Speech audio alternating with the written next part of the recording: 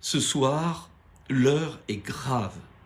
L'heure est grave après la décision des Américains de livrer des chars Abraham, exactement 31 chars, à l'Ukraine. Ce faisant, Joe Biden permet à l'Allemagne, qui avait mis une condition, de livrer des fameux chars Léopard 2. L'Allemagne va en livrer 14. Cela s'ajoute aux 14 chars britanniques déjà livrés, aux 14 chars que Léopard que la Pologne veut livrer. Et pire, l'Allemagne a indiqué qu'elle voulait à terme avoir 112 chars Léopard en Ukraine. On s'achemine vers une surenchère sans précédent qui peut précipiter l'Europe dans une troisième guerre mondiale. Je pèse mes mots. Ce qui s'est passé ce soir est gravissime. Ils sont devenus fous. Ils sont devenus fous et malheureusement, la France, qui avait l'occasion inespérée de reprendre un peu de recul sur ce conflit, d'affirmer son indépendance et de rejeter cette surenchère, a félicité les États-Unis, félicité l'Allemagne. C'est gravissime ce qui se passe. C'est gravissime, pourquoi? Parce que la livraison à terme de 200 à 300 chars, si le processus continue, va enquister le champ de bataille. C'est une volonté provocatrice de l'OTAN de forcer Poutine à utiliser l'arme nucléaire. C'est gravissime.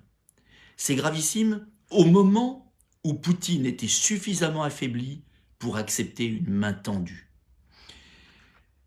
C'est un suicide pour l'Europe qui devient un champ de bataille par procuration, faisant le jeu des États-Unis et de la Chine. C'est un suicide économique et social parce que le conflit va s'enquister. C'est un drame pour les Ukrainiens qui sont manipulés par le pouvoir corrompu de Zelensky, et nous en avons la preuve aujourd'hui, puisque des scandales de corruption éclatent qui obligent Zelensky à se séparer de ses amis. C'est une folie pour la France, car nous sommes en train de perdre l'Afrique, l'estime des non-alignés, car n'oublions jamais que dans ce conflit, les grandes puissances refusent de choisir. Le Brésil refuse de choisir, l'Inde refuse de choisir, les pays africains refusent de choisir, la Chine refuse de choisir. L'Occident, sous la conduite d'un chef d'État qui a des intérêts personnels à défendre en Ukraine, est en train de se cornériser. Pour la France, c'est un drame. C'est la perte de la place que nous avions dans le cœur des hommes. Cette place qu'avait pu conquérir le général de Gaulle par sa politique anticipatrice d'un monde multipolaire. C'est un drame parce que nous avons des intérêts en Afrique et que légitimement les Africains se disent les Français, eh bien ce sont des Américains en pire, sans les moyens des Américains. C'est un drame parce que la France représentait autre chose. Alors j'entends d'ici ceux qui vont dire Dupont-Aignan est pro-Poutine. Non, c'est pas la question. Imaginez qu'on est en train de ruiner pour 20 ans, si ce n'est pas 50 ans, le continent européen pour un désaccord territorial sur une région, le Donbass, à population russe, que se dispute une récente république ukrainienne et la Russie. Je vous rappelle que les 2 tiers de l'Ukraine ont été russes pendant plusieurs siècles. Ça ne légitime pas, bien sûr, l'annexion, mais de grâce, à ce moment-là, va-t-on déclarer la guerre à tous les pays qui ont des conflits territoriaux? Bien sûr que non. Une voie de paix est possible, je la rappelle.